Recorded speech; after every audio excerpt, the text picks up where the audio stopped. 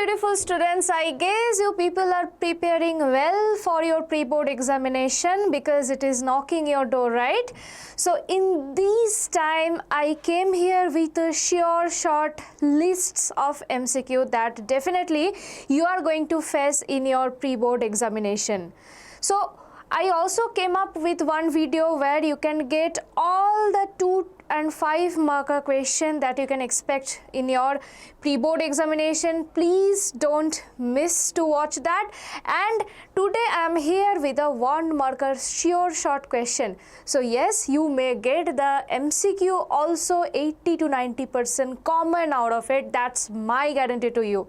So without further delay, let's get started. So before I start, just let me tell you, if you are also preparing for your KCET examination, our Deeksha Karnataka channel launched wonderful series, that is ABHYAS KCET test series. It provides 35 mock tests, along with that the previous year question of the all chapters. So yes, without further delay, please enroll yourself if you want to get top 1000 rank in KCET examination.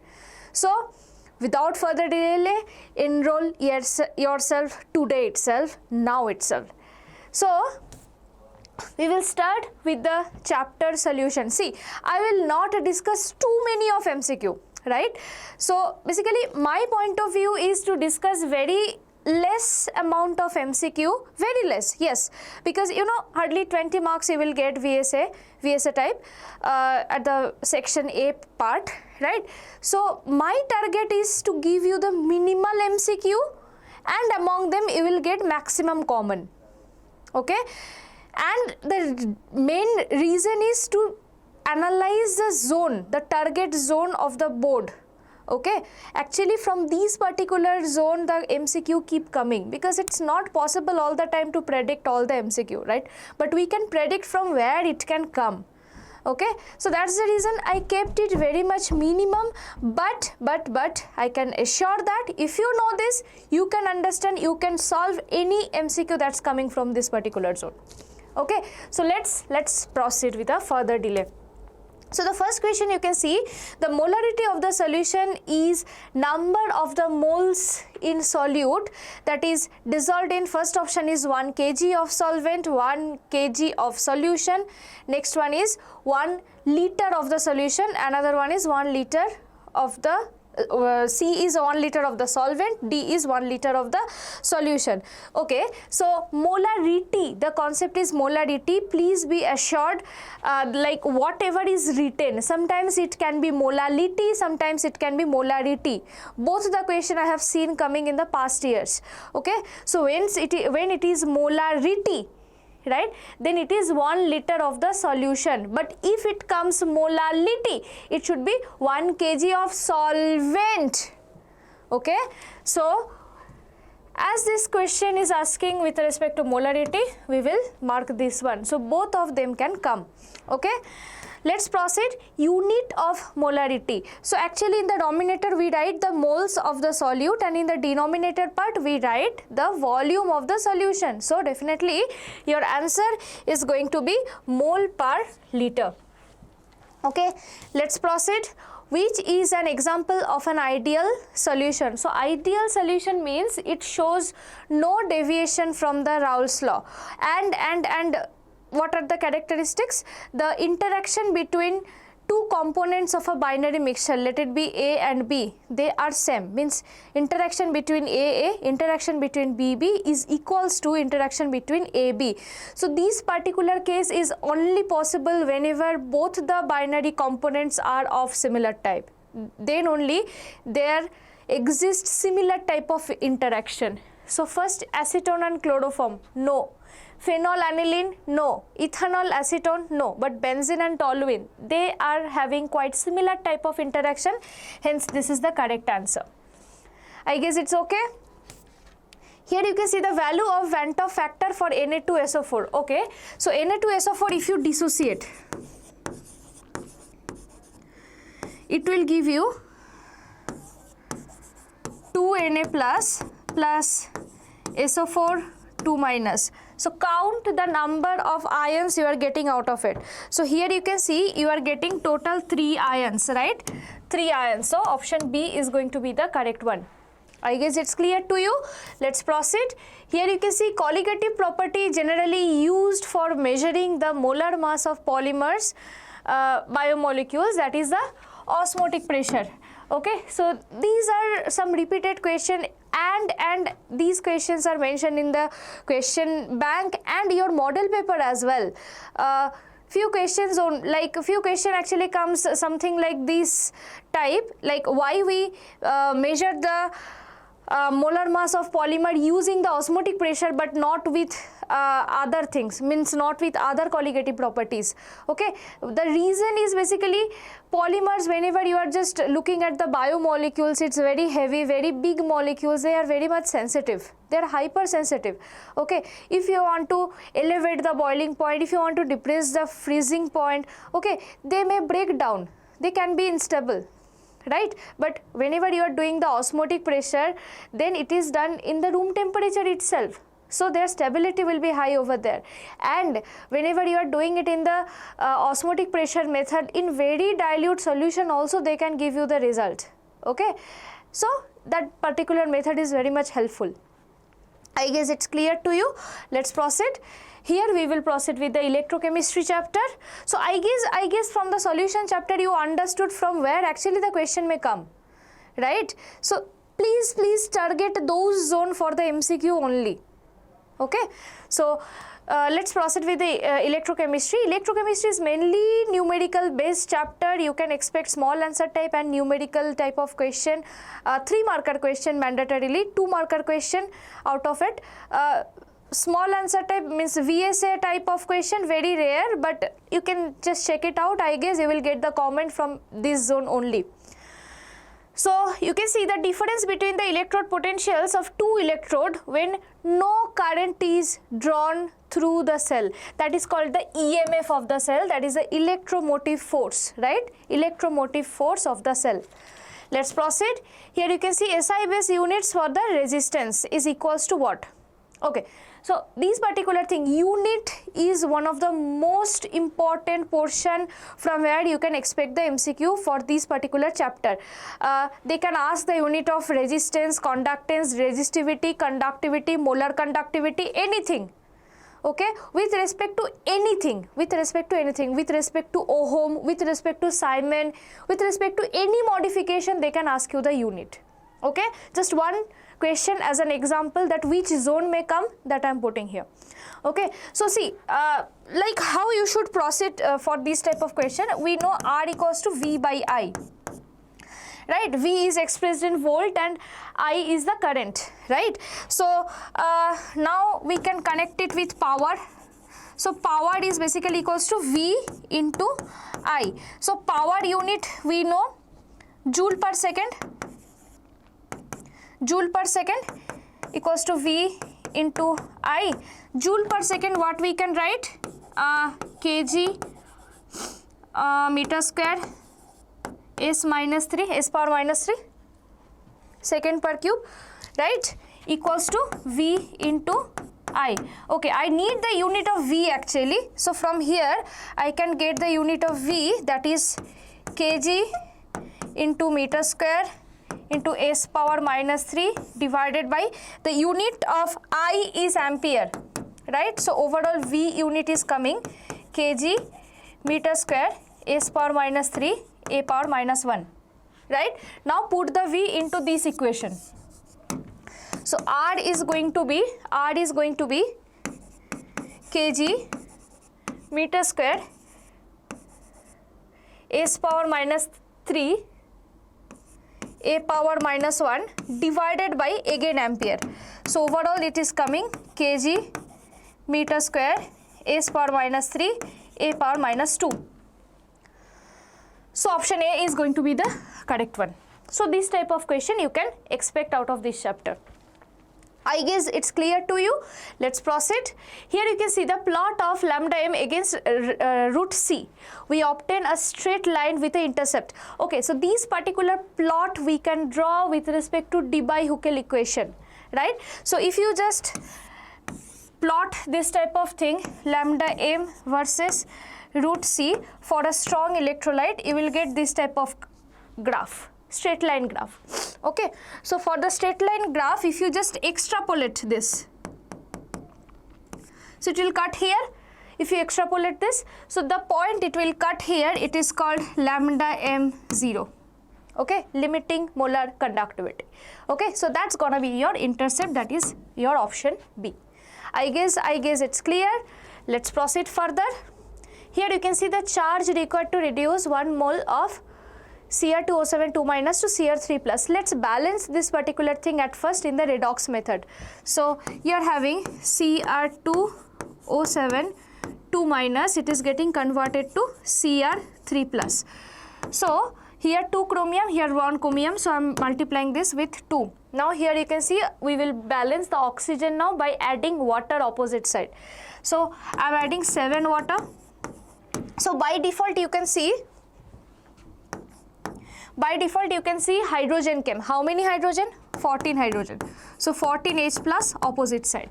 Now what you have to do? Now charge balance, right? So here you can see here 14 plus 2 minus, and here I am having 2 into 3 plus. So here I am having total plus 12, and here I am having total plus 6. So I can only add electron, I can't subtract. So from here if I add 6 electron, so definitely now the charge is going to be equal, right? So you can see 6 electron we need, right? So like you can see the charge required, charge means 1 mole electron if you want, then it is 1 Faraday charge, then 6 mole electron means 6 Faraday charge. I guess it's clear to you. Let's proceed. Here you can see it's a fact based question, you have to know this. Like the electrolytic used in lead storage battery, that is a 38% sulfuric acid. Important question, important zone, it came multiple times earlier as well, remember that. Okay, so let's proceed further. We will proceed with the chemical kinetics. I guess you understood from where actually the question may come in the electrochemistry chapter for the MCQ purpose. I guess it's clear. Let's proceed for chemical kinetics. So first question, you can see the rate constant of a reaction is given, the order of the reaction. See here the rate constant value is given, but we don't have to do anything with this value. We have to look at the unit. The unit will itself tell us what is the order of the reaction. You can see it is mole per liter per second. It is nothing but the zero order reaction unit. So your answer is going to be A. So let me just tell you, whenever you will see the unit, and if you want to find it out that how you should actually like by looking at the unit, you need to understand what is the order, right? Then please apply this formula, mole per liter 1 minus n second inverse. This is the formula. So please arrange them in this order. You can see mole per liter, here overall charge is coming something 1, right, for this particular case, and here second inverse. Okay, so definitely here overall charge comes 1. So if I now compare this, 1 minus n is actually 1. So from here n value is coming 0, right? This is how you can compare and you can get it. Any unit you can get out of this thing. Okay, I guess it's clear to you. Let's proceed. Here you can see thermal decomposition of HI on gold surface. Very, very important zone. HI gives H2 plus I2, right? So there is a tendency to like call this equation as a second order equation, but be careful. Any reaction, any thermal decomposition type of reaction, if it is happening on any metal surface, that reaction will always be a zero order reaction. I am not telling anything, it's an experimental fact. Okay, so remember that it's a fact based question, it's a zero order reaction. Okay, so this is one of the important zone from where question may come. Be careful. Next, this type of graph based question you can see, but don't expect it to be very difficult or something. It will be easy based on the first order zero order or hardly Arrhenius equation. That's it. The most chance is from the first order. So what type of question you may expect? They can give you the graph and they can ask you like what is the order of the reaction, or they can ask what is the value of slope, or they can ask what is the value of intercept. This type of thing you can check. So please, x and y axis, please look at it. So here you can see, if I just you can see it's a straight line graph. Okay, so if I want to draw it, I mean if I want to write down the equation from here, ln r equals to minus of slope into slope, let's take it as rate constant, that is k t, and your intercept is ln of r0. So now it is a straight line equation, right? So from here actually I draw. So now you can see, if I just draw it like that, if I just modify it a little bit like that, ln of r0, I'm just taking minus as a common, minus ln of r equals to kt. You can see it is coming the first order equation, first order integrated rate law. Okay, so if I just convert it to, you know, to log, so it will be 2.303 r0 log r0 by rt equals to kt.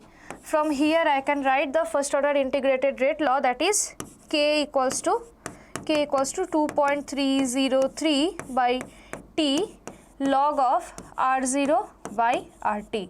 See, it came the first order rate equation, right? So option B is going to be the correct one. I guess it's clear to you. Let's proceed.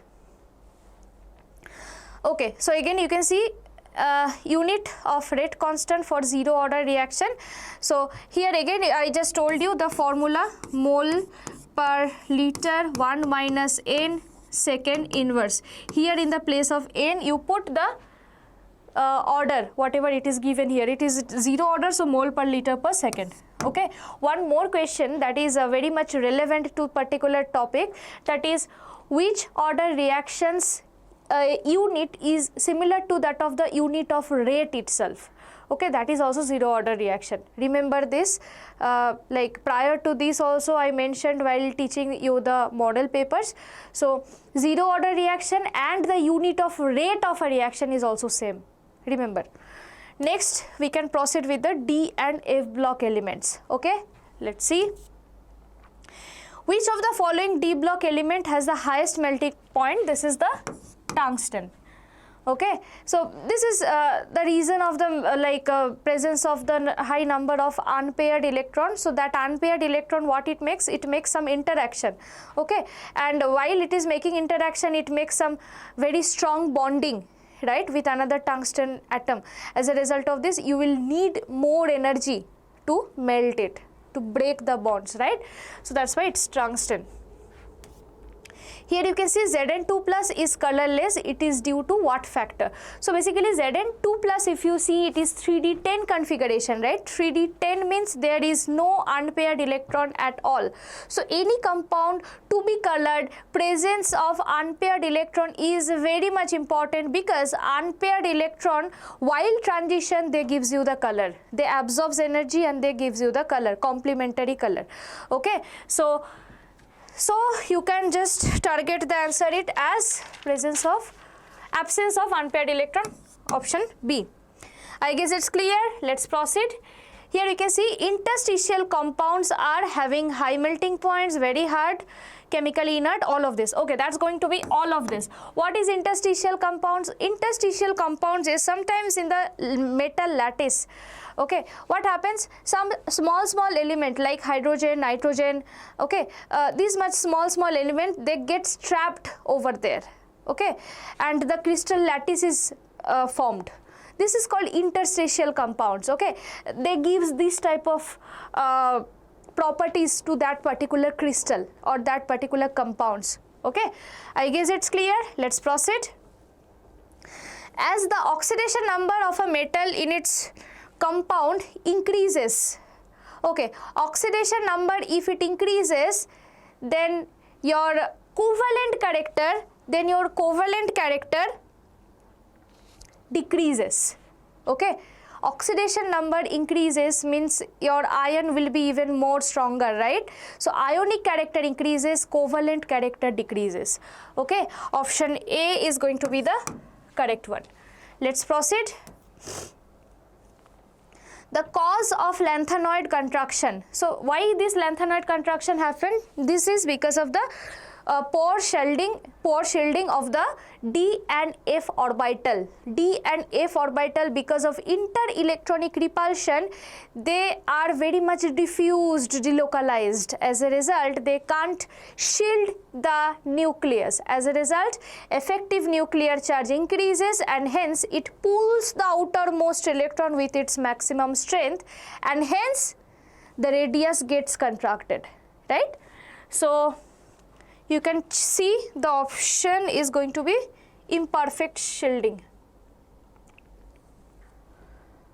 by another in the same shell here.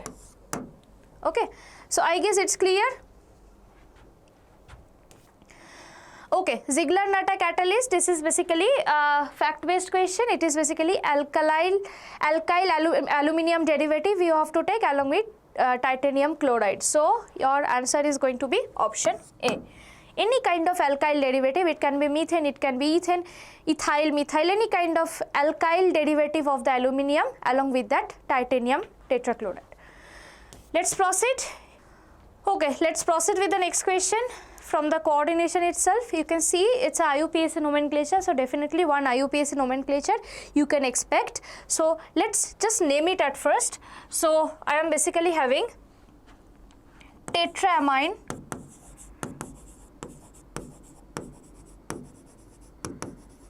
then I am having aqua, right? Then I am having one chlorine, so I can write chlorido. Then I am having cobalt. Oxidation state I will find it, and last we will end with chloride, right? So if I want to find out the oxidation state, please be careful, you are just finding it properly. Okay, otherwise if you write the name properly also, then also they will cut the mark. So overall you can see outside 2 chlorine means 2 minus, so definitely this coordination pair is of +2 charge. So cobalt I have to find out, let's take it as X. So X plus 4 into 0, because ammonia is a neutral ligand, plus 1 into 0, water is also a neutral ligand, plus I am having -1 for chlorine equals to +2. So from here X value is I am getting +3. Okay, so here I will be having +3. So now let's check.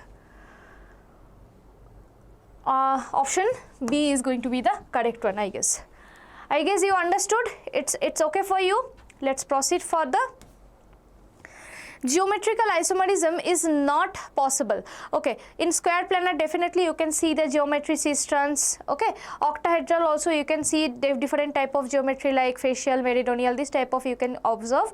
Tetrahedral complexes, there is no geometry possible over there. Okay, geometrical isomerism. Let's proceed.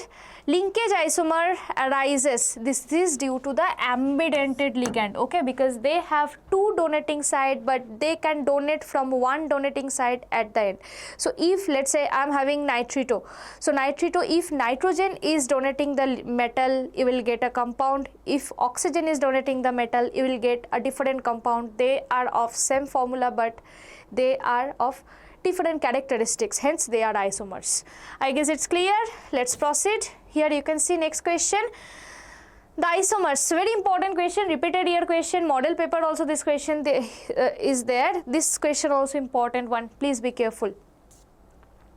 So for this case you can see the ions are different here, right?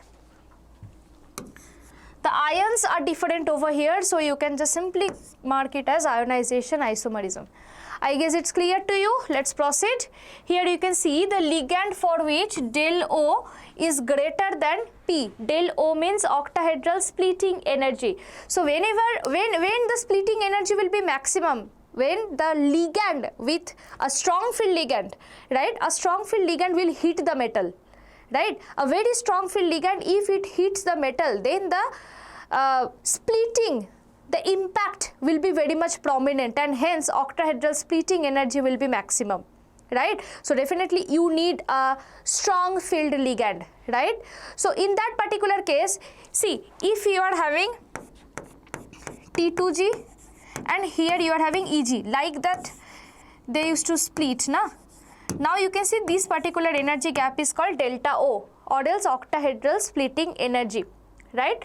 So now first of all, definitely it must be a strong filled ligand. Next question is about the spin. What type of complex is it? High spin or low spin? So basically pairing energy will low. Let's say I am having D4 configuration. I have to fill up the electron 1, 2, 3. Now my question is, next fourth electron where I will enter? Either here I will pair or here I will go. So as the splitting is more prominent, why the electron will go and jump here? It feels like, okay, pairing is easier for me than that of jumping over there. If it feels like jumping is better than that of pairing, then that's a different case. But here the jumping energy is too much. This much energy gap it has to cover, and then it has to go there, right? So better to be paired up. So it will paired up here itself, and thus they are called as,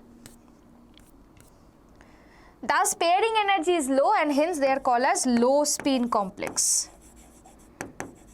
Okay, hence option B is going to be the correct one.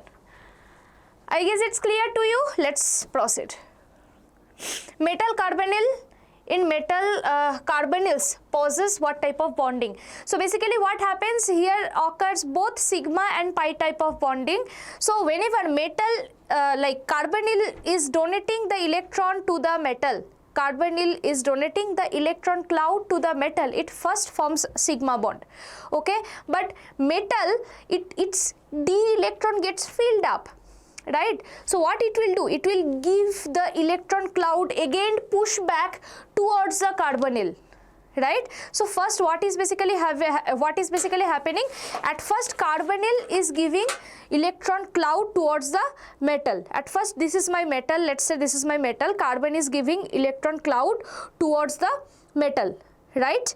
But later on metal's d electron is getting filled up, then metal is again pushing back the electron cloud towards the carbonyl. So where carbonyl is accepting the excess, it has pi star non-bonding orbital, pi star anti-bonding orbital in its MO, that is its LUMO, right?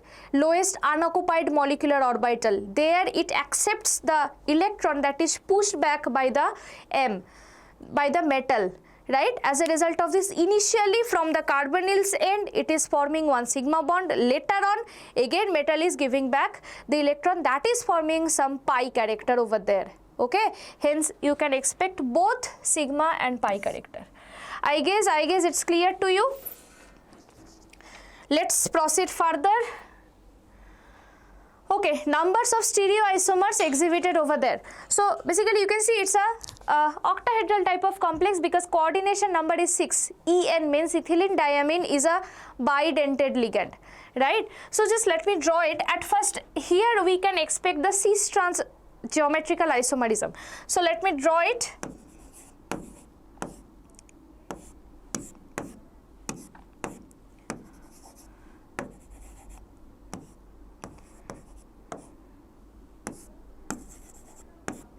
So this is how my trans looks like,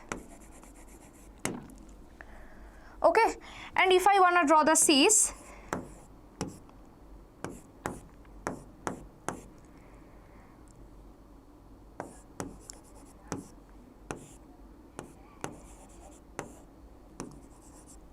this is how my cis looks like. But this cis is optically active and hence you can get a mirror image out of it.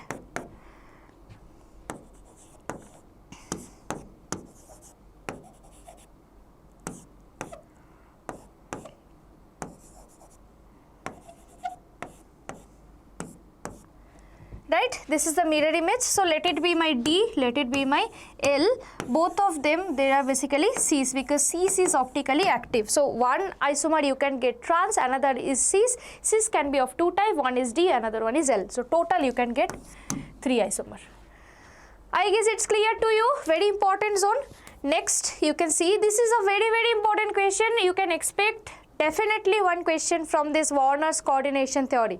Okay, you can see addition of excess AgNO3 to an aqueous solution of 1 mole PDCl2 gives 2 moles of AgCl. So at first let's draw the compound itself.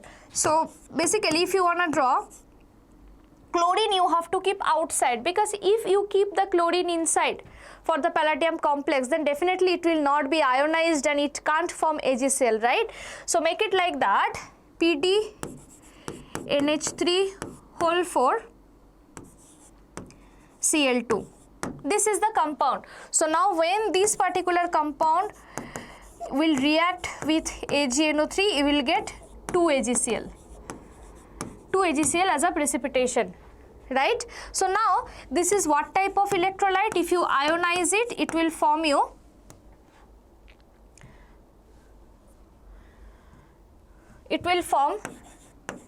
PdNH3 whole 4 plus 2Cl minus, hence 1:2 type of electrolyte you will get out of it. 1 cation, 2 anion you will get, 2 plus. Right? I guess it's clear to you. Let's proceed. So here we are going to start the haloalkanes and haloarenes chapter. So the first question, very important zone actually. Repeated here question keeps coming in this thing. Okay, SN1 reactions are generally carried out in what type of solvent? Okay, so let me tell you, SN1 reaction, it proceeds to carbocation intermediate, right? So I need a solvent that will stabilize the intermediate, right? So definitely carbocation is a charged intermediate, right? Cation, positive charge, and hence I need a polar solvent, right? So that's going to be the correct answer. I guess it's clear. Let's proceed. Tertiary alkyl halide are least reactive towards SN2. So if you just draw the tertiary alkyl halide, this type of thing, that is a 3-degree case, right? So whenever SN2 reaction is going on, you know backside attack must be prominent, right? So let's say you are having any kind of nucleophile, let's say you are having OH minus, okay, so backside attack must be prominent, but here backside becomes completely blocked, and that particular phenomenon is called steric inhibition, right? So because of steric inhibition, this becomes less reactive. Okay, I guess it's clear. Let's proceed. SN1 reaction optically active alkyl halide leads to, here what happens basically, here you will get a racemic mixture. Okay, if you are starting with the optically active compound, then you will get racemic mixture of the product. Okay, racemic mixture means 50% R, 50% S, almost 50-50 you will get out of it. So racemization will take place. I guess it's clear. Here you can see the optical inactivity of the racemic mixture. The optical inactivity of the racemic mixture is because of the internal compensation. Because if let's say R configuration is there, it is also 50%, it is plus clockwise rotation, and S let it be present also in 50%, that is anti-clockwise. They are nullifying each other, right? This is called internal compensation. I guess it's clear to you. Let's proceed. Very important zone. Please be assured that you are going to expect some questions out of it. Okay, let's proceed further. Alcohols, phenols and ethers. So first question, you can see vinylic alcohol, which group is bonded to? So vinylic alcohol means C double bond C OH. I'm not drawing the hydrogen actually. Okay, so vinylic means what? Vinylic means carbon double bond carbon, with that particular carbon itself the group is present. Okay, that is called vinylic. right? So for the vinylic group, if you just look at this particular carbon, if you want to find out the steric number, what is the trick to calculate the hybridization? So count the steric number. How? Steric number is basically number of sigma bond plus number of lone pair, right? How many sigma bonds are there? You can check. I'm having, definitely if you just draw the hydrogen, one more hydrogen will be there. So you are having total 3 sigma bond and 0 lone pair. There is no lone pair in carbon, right? So it is coming total 3. 3 means sp2 hybridization. So like this, the answer is going to be sp2 hybridization, right? So for this thing, you can expect both of them. Vinylic can be there in the benzene ring itself as well as in the alkene itself. I guess it's clear to you. Let's proceed further. Here you can see, identify the product A for the following reaction. Okay, so this is basically hydrogenation using the palladium. So definitely if you just want to reduce this aldehyde, it will form the alcohol. I guess it's clear. Let's proceed. The reducing agent used to reduce carboxylic acid to primary alcohol. So carboxylic acid you are having to primary alcohol, a little bit strong reducing agent. Actually you need out of it. So you can use lithium aluminum hydride out of it. Okay, strong reducing agent. Let's proceed. Solubility of alcohols in water is due to. Okay, so basically whenever you are just talking about the alcohol can form very strong intermolecular hydrogen bonding, right? And water also can perform that as well. So your answer is going to be their ability to form hydrogen bonds with the water molecule. I guess it's clear to you. Proceed further. Oxidation of phenol by chromic acid. So basically if you are having phenol molecule, and if you give the chromic oxide, okay, chromic acid H2CrO4, okay, you will end up with benzoquinone, this compound. So option B is going to be the correct one. Let's proceed. From Williamson synthesis, okay, Williamson synthesis is an SN2 mechanism by which you can form the ether itself, maybe symmetrical, maybe asymmetrical. Okay, so option C is going to be the correct answer for you. Let's proceed. Here you can see byproduct obtained during the preparation of phenol from cumin. Very important question, very important question. Okay, so for the 3-marker question also, cumin to phenol preparation is very important. So the byproduct that you will get out of it, it is acetone. Okay, let's proceed. Name of the following reaction. You can see you are having phenol and you are using chloroformine NaOH and you are ending with a salicylaldehyde. So definitely it's going to be Raymer-Timan reaction. Very important name reaction. I guess it's clear to you. Let's proceed with the next chapter, that is aldehydes, ketones and carboxylic acid. So the first question you can see, benzaldehyde and acetophenone on heating with sodium hydroxide gives benzyl acetophenone. Okay, this reaction is called as Cannizzaro, self-aldol, cross-Cannizzaro, cross-aldol. See, Cannizzaro there is no chance because there are alpha hydrogen, right? So there is no chance of having Cannizzaro reaction. So definitely I can have the aldol reaction. Now self or cross, right? The self-aldol requires a single type of carbonyl group. Okay, means only benzaldehyde is reacting, right? But if you are just looking at here, I am having actually two type of aldehydic unit, right? So as a two type of carbonyl unit, right? So definitely it's going to give you the cross aldol product. Okay, I guess it's clear to you. Let's proceed further.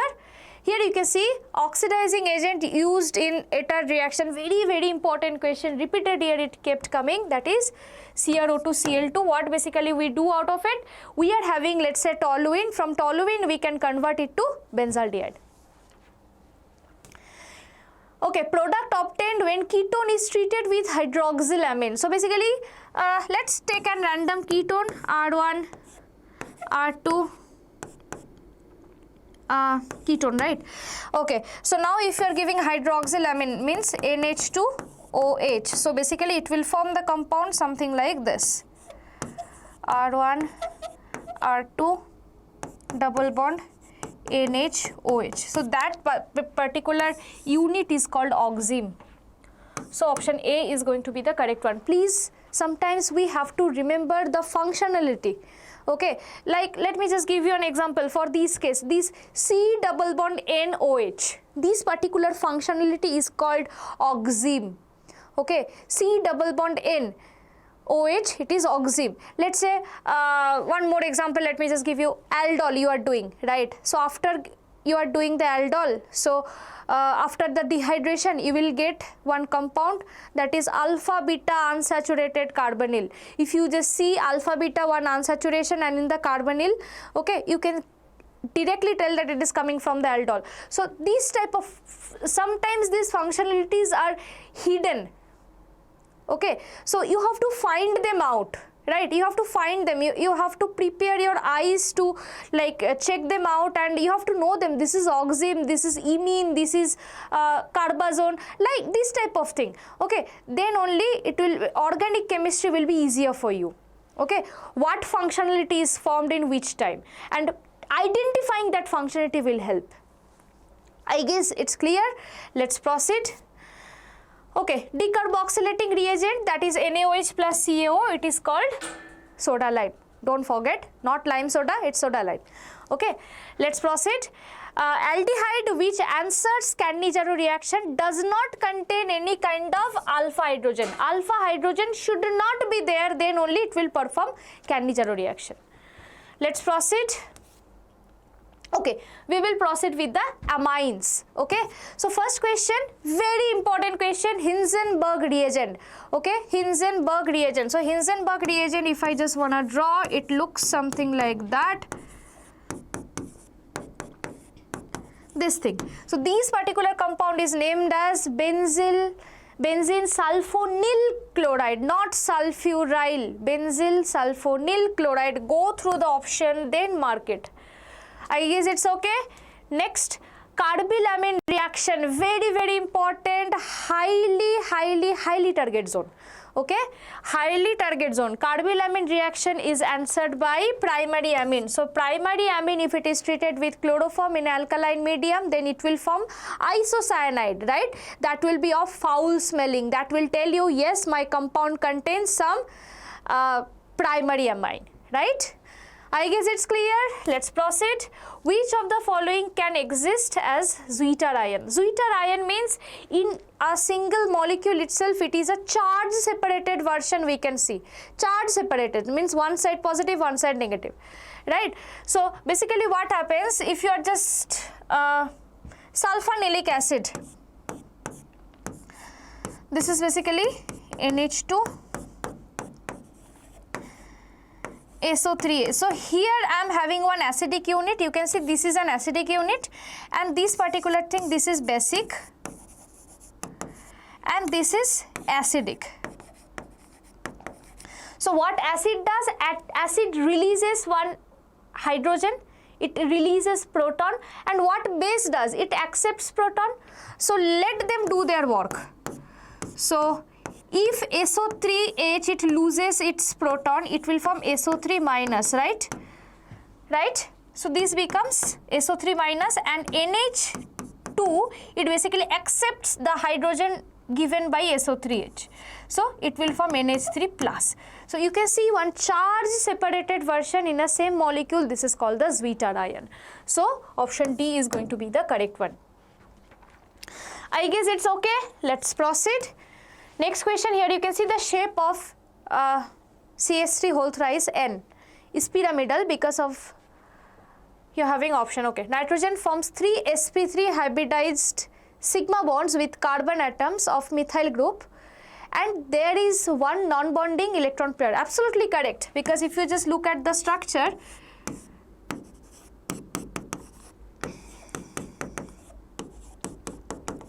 it it is actually like that. Okay, so let's go through the next point. Nitrogen forms 3 sp2 hybridized sigma bond. No, it's not sp2 hybridization. See, if you can actually check your steric number as well, number of sigma bond, how many? 1 2 3 3 sigma bond plus 1 lone pair, so total it is coming 4, means sp3 hybridization, right? Sigma, if you calculate the steric number, so sp3 hybridization, there is no chance of sp2. Next, you can see nitrogen has 5 valency which are arranged in a pyramidal shape. No, it's also not true. Next, the unpaired electron present on nitrogen is delocalized. Definitely, it's not delocalized. It is available for the donation, right? So, option A is going to be the correct one. I guess it's clear. Let's proceed. Here you can see next question. Aniline is less soluble in water than that of the ethylamine. Okay, so basically the reason is that aniline has one aromatic ring, right? So that particular aromatic ring is very much hydrophobic in nature, right? Water is polar. That particular group, that benzene ring, that aromatic ring is non-polar. So they are hydrophobic in nature, right? But whereas it comes with the ethylamine, comparatively it is better than that of the aromatic ring. So resonance has no relation with this solubility. Yes, more hydrophobic nature of C6H5 group. I guess it's clear to you. Let's proceed. Okay, which of the following factors affect the basic strength? Okay, first one is inductive effect, steric hindrance, solvation effect and solubility in organic solvent. Yes, inductive effect definitely it can affect the basic strength. Why? Because let's say I am having normally NH3, I am having lone pair, let's say I am having N along with CH3 whole thrice, that is also having lone pair.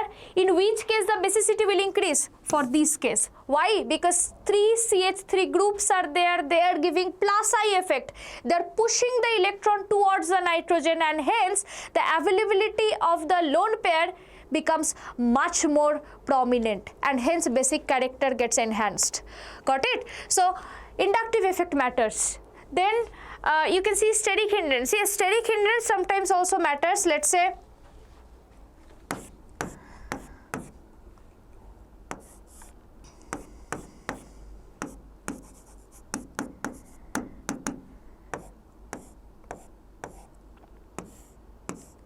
I am having this type of group, right? Here I am having one tertiary group here, both the side you can see. Usually if in absence of these two group, NH2 lone pair will take part in the resonance. Okay, then the lone pair will not be available that much. If, see, the main thing that I can tell here, I am having lone pair. Let's say I am having money and I want to donate, but my money is there in the fixed deposit. How should I donate? But if I am having money, if it is in the liquid form, liquid cash I am having, I can donate aram se, right? So for these case also the same thing happens. Like what? If NH2 is having lone pair, you have to check the availability of it. If it is not available in order to perform the resonance with the benzene ring, then the lone pair is not okay for the basicity, right? But now in presence of these two bulky group in the ortho position, what happens? NH2 becomes, they push the electrons, they push the NH2 groups out of the plane. Okay, so out of the plane means no resonance at all. Out of the plane, how they will do? Because of the steric hindrance, right? Steric hindrance, they will push the NH2 out of the group. As a result of this, the lone pair will not be in the same plane to perform the resonance anymore, and hence they are available for the donation, right? So this is also correct option. Next is solvation effect. Yes, solvation effect also matters because water can form the hydrogen bond with it. That time also the lone pair will not be available, right? Hence basicity decreases. So solubility will not matter for this particular case. Okay, so your correct option is going to be 1, 2 and 3. 1, 2 and 3. Which one? 52 is D, right? Sorry, B. 52 is B. I guess it's clear to you. Let's proceed further. Okay, let's start with the biomolecules. Here you can see first option is nucleic acids. So what is nucleic acid? It is nothing but the polymers of nucleotides. Like there is no complication here. Nucleotides, these are the polymers of nucleotides. Option A is the correct one. Next you can see the number of peptide bonds at tetrapeptide. So basically the number of peptide bond, if you are talking with 4 amino acid, they are attached with 3 peptide bond. So option 3 is going to be the correct one. First one. Okay, this question is the alpha D glucose and beta D glucose differ from each other due to the difference in carbon atom, which is respect to its, definitely it's going to be the configuration. Conformation and configuration, there are difference. Conformation means if they can rotate, okay, what is the 3D orientation? If they can rotate, then what will be the special arrangement of it? Then we will get the conformation after rotating. But here it is not possible, so it is configuration. Okay, so that's going to be the correct one.